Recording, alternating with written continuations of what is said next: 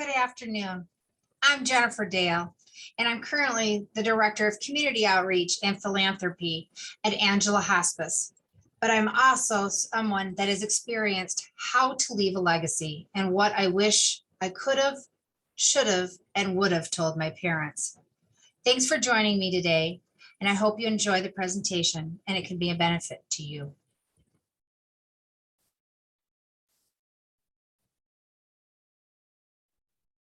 I am a daughter, a wife, an aunt, a clown, a mom, and a friend. I also love to scrapbook, read, travel, spend time with my fur babies, have a glass of wine or two on the porch with my best friend, also known as my husband. I love to scrapbook when I'm not reading. I love the Gilmore Girls, the Golden Girls, West Wing TV shows on repeat. Why do I share this with you? Because what I'm about to talk to you about is personal, and I wanted you to get to know me before we went on any further. You've known a little bit about me personally, so here's a little bit about professionally. On the screen, you'll see several organizations of which I've worked for over the years in the capacity of being a professional fundraiser. I work with people, countless people, throughout the days and weeks and years, ensuring that their legacies and wills are up to date to include charities. But I also had a hand in being involved personally. You see, these people are my parents, my mom, my dad, my heroes. I was raised and molded by my best friends and heroes. They were alive long enough for me to see me graduate college, get married, become a mom, become a professional in my dream field, and obtain a master's degree. But the one thing I do every day, personally, and in this office, I couldn't do for them, my parents. My mom died in May of 2019. She was a meticulous bookkeeper, business leader, and manager of household stuff.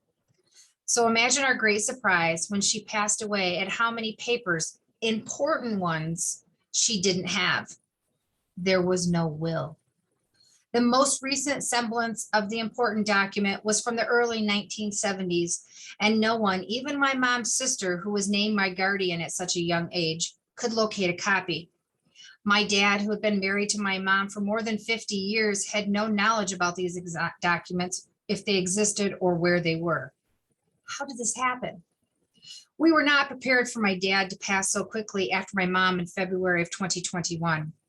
Luckily, we did have discussions with him about a few things, ensuring his beneficiaries were listed, that we were on and had access to some of his bank accounts, and had started the process of drafting his will. Unfortunately, Dad passed away before his will was finalized. Great. Now what? Was all I kept thinking to myself. As burial expenses flowed in, final hospital bills arrived, other bills piled up, and people were asking for proof of death and death certificates and to close out accounts. I knew creating a will wasn't just for the rich and famous. After all, what I did for a living for nearly 30 years was helping people make donations and plan gifts to their charity of the choice. Wills are meant to protect and provide a peace of mind to you and your family. And yet I couldn't and didn't do that for my own parents. I can't tell you if it was because I didn't want to have the talk or the conversation with my parents. Maybe it was because I just assumed it was all handled. Or possibly I thought that there were lots of times as they were both rather young when they passed away. Quite possibly it was a combination of both of these things. And woulda, coulda, shoulda reverberates through my mind daily as we are now in probate and get all these things settled and access to all accounts and closed out accounts. You'll hear me talk about those words for the next bit of this presentation: would've, could've, and should've. And I really hope that you'll learn from those three words and take information as we move forward. You'll hear me reference several times in this presentation, the conversation. It's a very critical, hard, and crucial conversation to have. And I encourage you to have it. I didn't. You can. So having the conversation. First thing, don't wait. Let your loved one share their wishes with you now, when they can, when you can have a conversation about the conversation. Don't wait. Don't put it off. It doesn't have to be in any kind of formal setting. It doesn't have to be a structured time. In fact, it shouldn't be a structured time. It should be a flowing conversation. It could be a continual conversation. But let me say, and you'll hear me say this, I am not a lawyer. I'm not an attorney. I'm not an estate planner. I'm not a financial planner.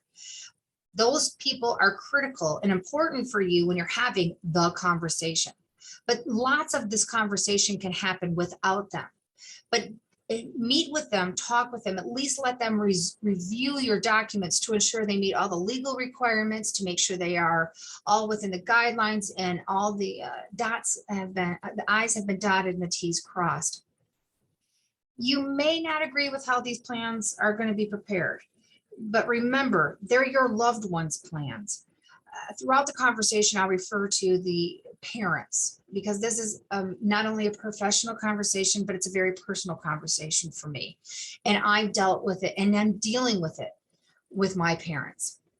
So make sure that it is their plans.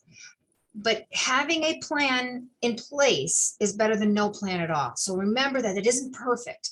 And it's an ongoing, things need to be updated. They need to be brought into case if there's grandchildren that are brought into the family, or spouses, or other siblings, or other vehicles or RVs, they need to be updated. One of the easiest and best things to use the 5 wishes. It's a user-friendly document. You can Google it.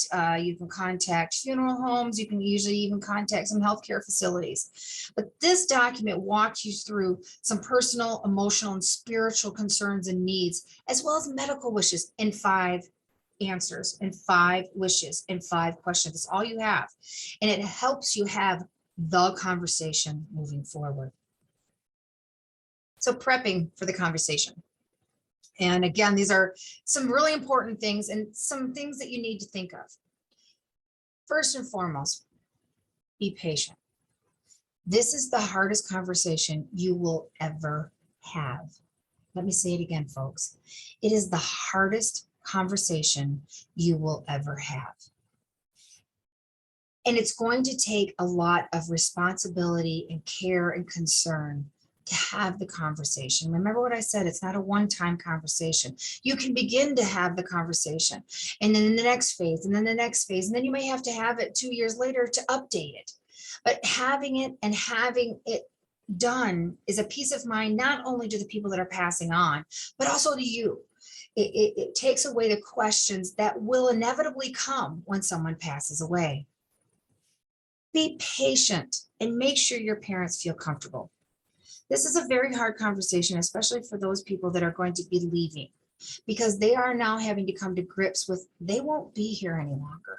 So it's a very hard conversation for them to make decisions about their future that they will not have any part of because they won't be here.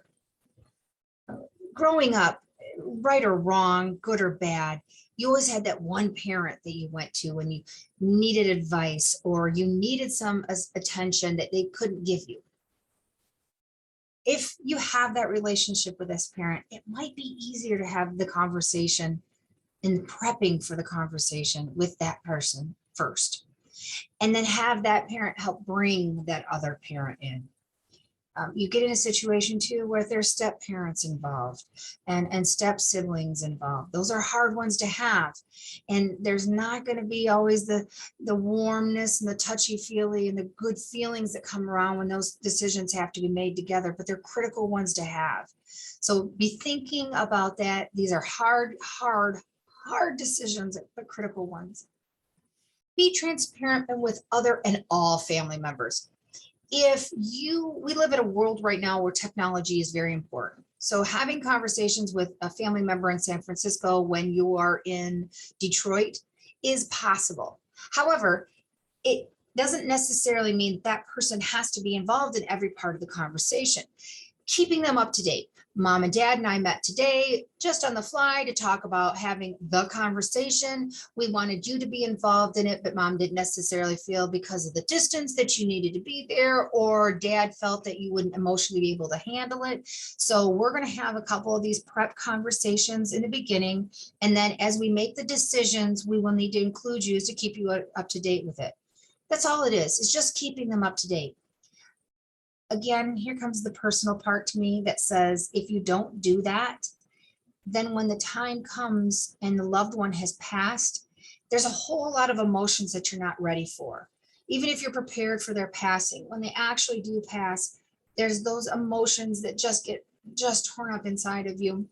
So having these conversations before the actual time of death is critical, not only to the person that's passing away for their peace of mind, but also to be able to help the emotions that are going to be coming around with you. Keep notes. Very simple. Again, because this conversation doesn't happen only once, it happens over time, it happens throughout different processes. It's good to know where we were and what we talked about last time. And are we still comfortable with this, Dad? Do you still want mom to have this? But and here's an important piece. Those notes are not your final document. These are just things keeping you up to date, bringing you up to speed. You need to ensure that they're following a process and following a boilerplate. We'll talk about that in just a second. But you need to make sure these notes are important, but they're not the final thing. If you are one of the tech savvy people in the world and you want to record the conversations rather than write them down, please know that you have to check with your states if you're not recording, as well as the recordings are not necessarily legal documents either. So you've got to make sure that those are covered. A simple check with a lawyer will be able to tell you if it can be done via audio, or does it need to be something that needs to be notarized and filed someplace? Again, consult your attorney, your estate planner, your financial planner for those questions. Don't pressure. This is not the time to make things right with your siblings. This is your parents' time to make things right in their mind. This is not the time to hold things back of years ago when you and your siblings got into a fight and you were going to remember it for the rest of your life. And now here it is time to talk about the will. And well, you got the biggest piece of the pumpkin pie in Thanksgiving 1976. So now I want $10 more in my name. This is not the time to do that. Keeping the emotions out of your transgressions or your feelings or the good feelings with other siblings or family members, cousins, etc., is critical to making sure that the conversation happens and it happens in a positive and upbeat area. Be empathetic. You have to remember that during this conversation, you are dealing with a parent or parents that will no longer be here. So it's a very hard conversation to be had, especially if we're using the words like death, dying, dead. I choose, and I think it's very important if you use the no longer with us, passed away, not here now, when you're having the conversation.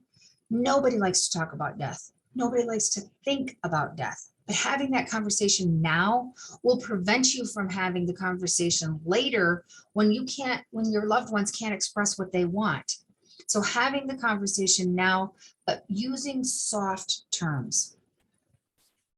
Listening without judgment. These are not your wishes. They are your loved one's wishes.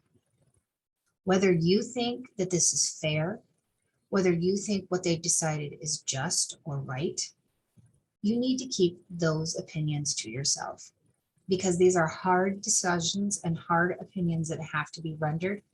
And if you can do it by keeping silent while your parents express their wishes, it's going to be an easier process for them as well as you, because you've been able to listen to what they want and hear what they're saying. As I mentioned earlier, all this needs to be covered with your attorney. I don't always advise using attorney from the very beginning of the conversation to the end, because sometimes it can be an unnecessary cost. However, When decisions are made and documented, you need to ensure with your estate planner, your financial planner, your attorney, that everything is correct, it's enforceable, and that you have it documented where and how it should be. Now, there are plans that you can buy on the internet. There are freebie plans. You might be able to borrow your next door neighbor's plans as a boilerplate. However, though, remember that your next door neighbor may have had 7 vehicles and 2 boats. And if you modify what they have in their will and estate and planning to what you have, you might be missing something because you don't have those 7 vehicles and an RV and a boat. You only have a very nice vehicle. So you only have to worry about having that one title, or have the transfer of deed for the one house rather than 3 houses. So if you're using a boilerplate or someone else's document, you need again to make sure the attorney has an opportunity to look at it, make sure it's enforceable and it's correct, but it's a good starting point. It's not the end point, it's the good starting point. So this is a graphic I use quite often when I talk about leaving a legacy. And it's 6 letters, just a little bit switched around. So you need to listen and hear what someone's telling you as it regards to their wishes and their legacy. And when you are listening, you need to be silent. The old adage is God gave you 2 ears and 1 mouth for a reason. In this case, it's very true. This is a very hard conversation to have and to hear. It's a very hard conversation to be a part of. And if you're listening and silent, you'll be able to hear a lot more and understand a lot more. So take these 6 letters, switch them around a little bit, switch them back around a little bit, and listen and be silent. The select 6. So these 6 documents are the core of your estate planning on how to leave a legacy. You might meet someone, or you might consult with someone, or you might read an article where they say there's 10, there's 8, there's 12. And that's true. These are just supplemental ones. These are the 6 that are most important and critical to make this an easier process for everyone. The first one, transfer on death. This is a document you must have if you own your own home. What it is a deed that you're deeding your home to someone else. So if you pass away, or when you pass away, and you own a home, and you have this transfer on death document, all the person that you have designated needs to do is go down to the county seat with their ID and your death certificate, and present it along with your transfer of death, and you have your home. Now, you have the home that comes with the house, the taxes, the mortgage, all that. That's another part of a document that you have to have there. But you won't have to go through the trouble of probate. And you're going to hear me say this as someone who's going through probate right now with her parents' estate. You will want to do everything in your power to stay out of probate. It's a headache, it's heartbreak, and it's a long, long and unnecessary process. So your first document, transfer on death deed. It's very simple to fill out. It's a 1-page document. Your designee takes that, their ID, your death certificate, and the transfer of death document to the county seat, and the house is theirs. Living will. It's exactly what it says it is. This is what you have written down in the event that you cannot speak for yourself as it relates to healthcare decisions as well as final decisions. There is nothing more frustrating than when you are in a situation where your loved one is incapacitated and you know, because you've had the conversation, you know what they want, you know what their beliefs are, you know what their values are, but you can't do anything about it because it's not written down. The living will is that they're still alive, they've just become incapacitated, so they can't speak for themselves and make decisions. This document will do it. Again, you're sharing what your thoughts and wishes and your legacy is in the living will. The durable power of attorney. Now remember this because they're going to hear about another piece in just a second, but the durable power of attorney gives you or designates a person the opportunity to make legal decisions if you're no longer competent to do so. It's important to have so you don't have the worry about somebody else making decisions that you don't believe in or didn't want. Having the durable power of attorney is important so you can speak on their behalf. A power of attorney for healthcare. Exactly what it is, except for healthcare decisions. You are in a situation where you are incapacitated and cannot speak for yourself, but you know exactly how you want to have your last bit of health handled. This document gives a designation to a person or persons to speak on your behalf to make these decisions. Last will and testament, a critical piece. This designates all your personal belongings will go to, and it means all your personal belongings. I include in this section animals, pets. If you have a dog, a hamster, a goldfish, and you want to ensure that your oldest sibling or your youngest daughter receives the dog, you need to put this in the will. Same with a watch collection, same with any jewelry that means a lot. And these are conversations that you would continue to have so you can include this in your last will and testament. This is a document that you also need to ensure is updated. The other ones are critical to update, but this is the most important one that needs to be updated, especially if there are life happenings that will affect that document. You get a grandchild, your children adopt, your children divorce. So they don't want the divorced spouse to be included in your will any longer, but they are in the will today when they're still married. So make sure that gets updated every year or so. Just pull it out, make sure nothing else has changed or anything has been added. You purchased a new home, a second home that you need to make sure that's included in there. So make sure you do your transfer on death as well as that's included in your last will and testament. You want to give money to a new charity that you have discovered, those kind of things. So make sure that that's an updated document on a consistent basis. Funeral planning declaration.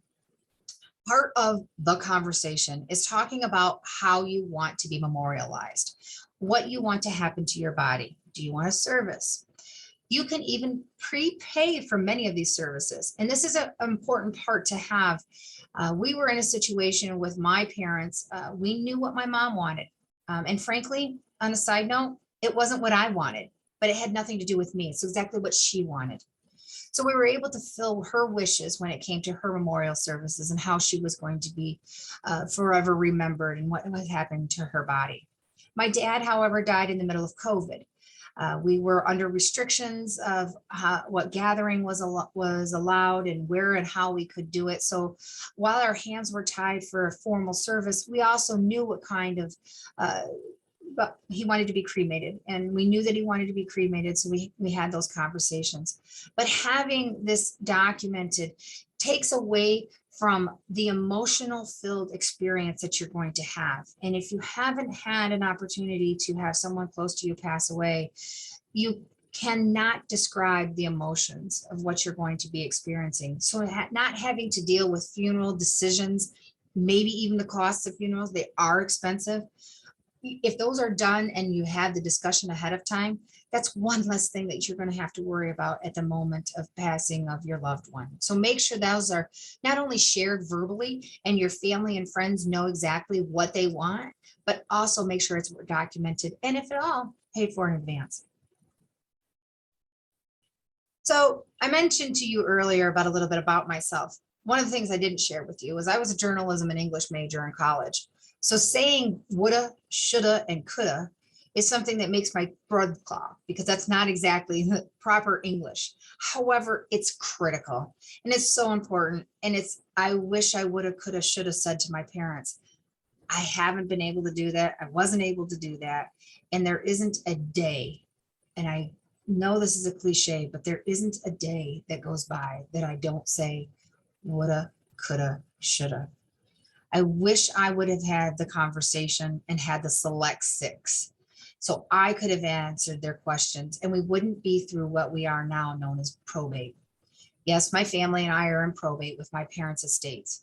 Now they died very close together, so it compounded a problem on top of things. And of course, my dad passed away in the middle or towards the end of COVID.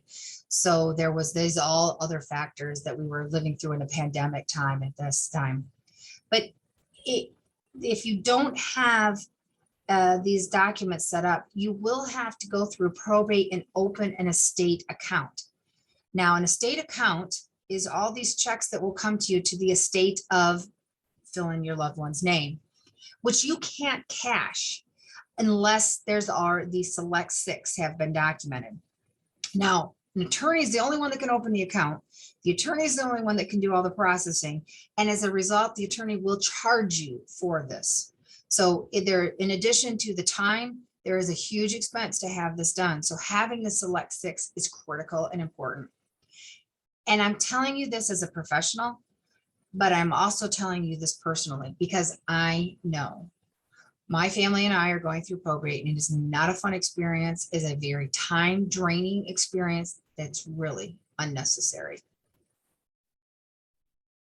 In addition to the select six, there's a couple of lists that are important for you to have, and have them now.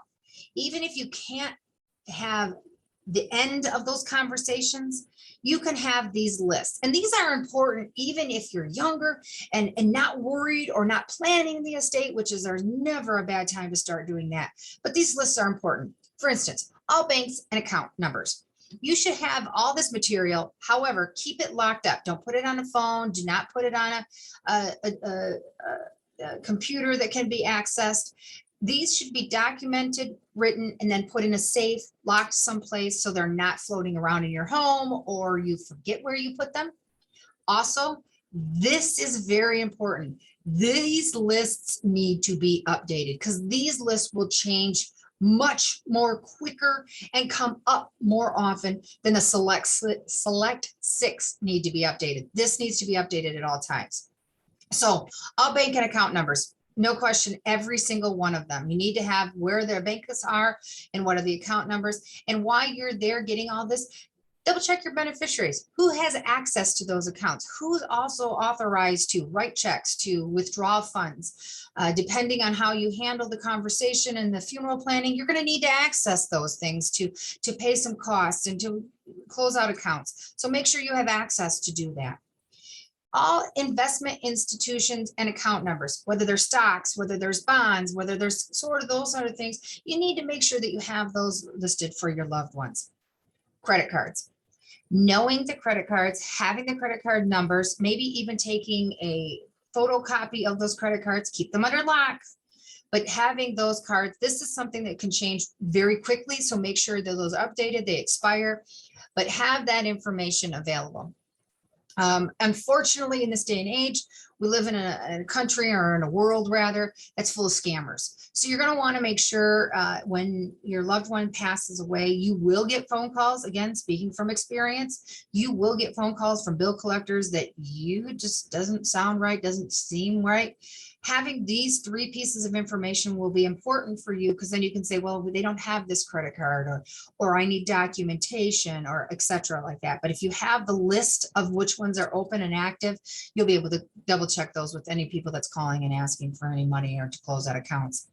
Utilities, especially when you have that transfer on death, you will then have to have the lights still on in the house and the water still running in the house. So make sure you have all the contact information and account numbers, if applicable, for the utilities.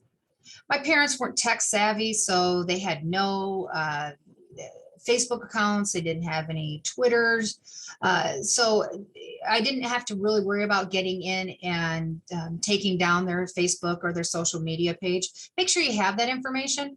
It's not a bad thing to have it now and just tuck it aside. So when someone passes on, your loved one passes on, you can go on their Facebook and either update their Facebook page, or you can have it brought down by Facebook. But you need to have the passwords to do so. Same with the logins. You need to make sure that if they are doing all their bill paying online, that you have access to those passwords so you can get in on and pay those bills online. Any kind of subscription services, you want to again have all that password stuff so you can take it down and close it out, inform them that the person has passed away and the account is no longer active. Any titles of vehicles, RVs, recreational campers, boats, those kind of things, you need to make sure you have titles. And again, this is something with the exception in the state of Michigan. Now, if you're listening and watching this outside of the state of Michigan, I can't speak to this, but if you need to have your RV or your trailer renewed every year, then you want to make sure that those titles go along with all the products and information that you have. So make sure that you have almost up-to-date vehicle information, any of your RVs, recreational ATVs, those sort of things, anything that need to have licenses or titles, make sure that those are available for your loved ones and tucked aside. Oops, sorry about that. So most importantly, through everything, you need to talk. You need to have the conversation and the talk with the people that are closest to you. Also, the people who you have designated. They need to know what their role is. They need to know what the next steps are. They need to know where these products are. They need to know where your lists are and where your account information is. So you need to make sure that the people that are closest to you and or those that are designated, because they might not be the same person, but you need to make sure that they are aware of what their roles and responsibilities are in your passing. The other critical person is the person that you haven't designated. And I speak on behalf of personal experience with this. If you have a sibling or a cousin or a close friend that just assumes that they would be the executor of your estate or just assumes that they would have medical power of attorney, don't make that assumption. Don't let them make that assumption. Have the conversation and share with them why you're not choosing to have them be the person that they thought they would be. This will also help the hurt feelings, because there's going to be hurt feelings, but there are also going to be feelings of a bit of rejoice. And maybe they don't have to make those decisions and have those conversations. They just have to mourn their own way of your passing. So have the talk, have conversations, continual conversations, reminders of beneficiaries. Show them where you're keeping your select 6 documents. Are they in a safety deposit box? Are they in a safe at home? Are they at a lawyer's office? Are they in the bank? These sort of things, they've got to know where this document is, because at the time of your passing, if you haven't had someone pass to you, the emotions that you feel that day, you don't think straight.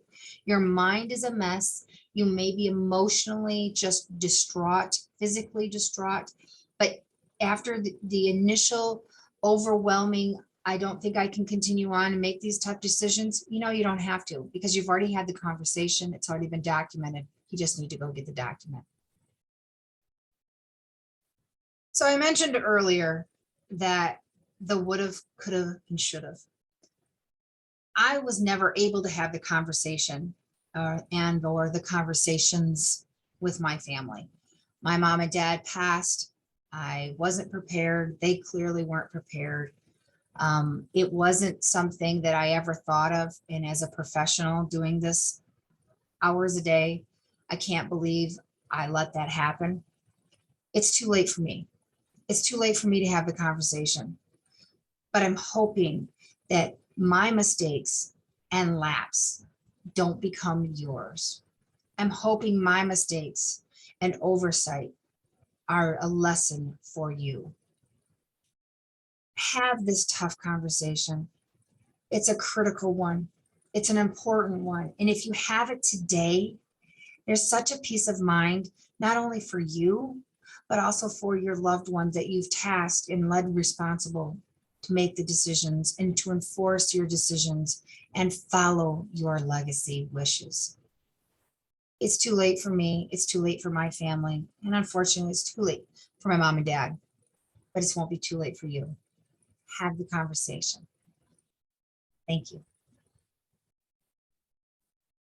During our live presentation, we were able to answer some questions from individuals and hear some insights from people. And one of the questions that came up that I thought was very interesting was that they had siblings that they didn't have a very good relationship with, or a strained relationship. And they were fearful that when their parents passed away, that there was going to be a fight because of the past history between their siblings. And did I have any suggestions? And my suggestion is be transparent. Not only have your parents discuss with your siblings, but hopefully you have an opportunity to share your thoughts and how you're going to work together as soon as your parents pass.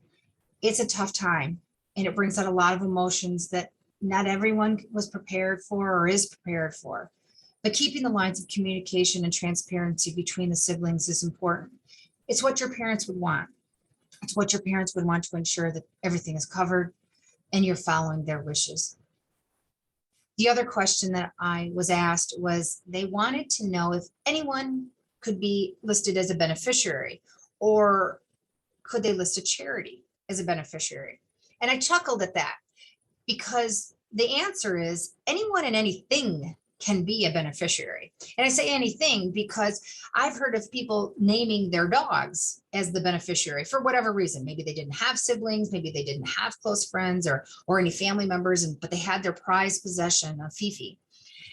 Fifi can be a beneficiary. However, somebody then has to oversee Fifi's care. Because as we mentioned earlier, in your last will and testament, that's where you're going to want your belongings to be identified, what's going to happen to them. And Fifi, as your prime fur baby, if you will need to be cared for by someone.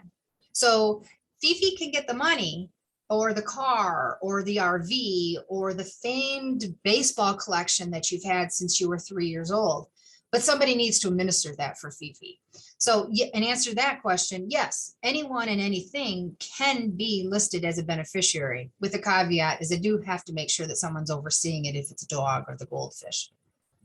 The other part of that question was, can you list a charity as a beneficiary?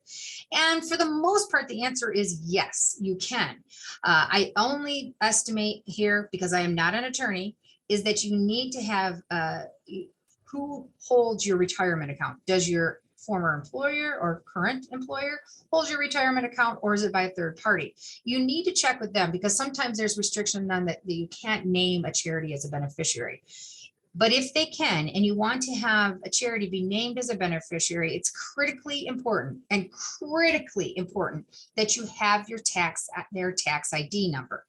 For instance, I use Angela Hospice as an example. Angela Hospice legal business name is Angela Hospice Home Care. However, we go by Angela Hospice. If you were to put Angela Hospice in your will or your retirement account, we probably would get the money. However, if you put Angela Hospice and then our tax ID number, there's not a question at all that we would receive the beneficiaries from you. If for whatever reason, and we are not planning on doing this, if for whatever reason Angela Hospice changes its name 50 years down the road, and we are in your will and you live 52 years, if you've only put Angela Hospice and we changed our name to Pete's Hospice, again, we are not doing that, but if we change our name, our tax ID number would remain the same. So as long as you have the tax ID number on anything, that will follow the charity of choice. Keep in mind, unfortunate situations have evolved where nonprofit charities have to close their doors, change their focus. So you're going to want to make sure that it's updated as if anything changes with that charity, but you're going to want to make sure that the tax ID number, and of course, check with your retirement holder on with that. Ladies and gentlemen, it gives me great pride and honor to be able to share with you my personal experiences. It hasn't been easy for me as a daughter, and it really hasn't been easy for me as a professional. And I hope that by sharing my thoughts, my insights, and my experiences as a daughter, as a mom, as a wife, that as a professional, I've made it easier for you. On the screen right now is my contact information. If you have any questions, I'm more than happy to answer them. You can reach me at Angela Hospice. And with that, I wish you a wonderful day and have a happy life. Bye-bye.